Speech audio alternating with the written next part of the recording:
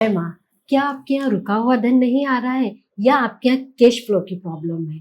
तो आप आपके घर के साउथ ईस्ट जोन को देखेंगे जिसे अग्न्य कोण कहा जाता है। यह स्थान जो होता है वो लक्ष्मी माँ का स्थान होता है। यह स्थान जो होता है वो स्त्री का स्थान होता है।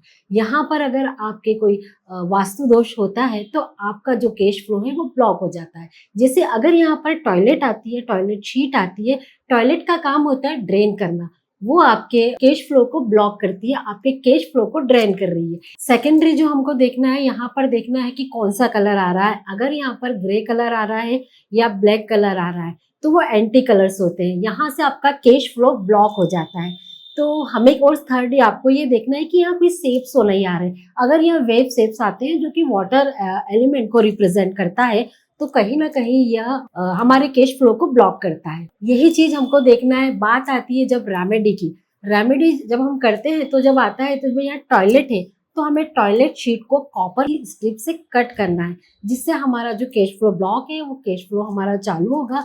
और अगर यहाँ पर एंटी कलर्स है तो एंटी कलर्स को यहाँ से रिमूव करने के बाद यहाँ पर पिंक कलर या यहाँ पर रेड कलर का यूज करना है।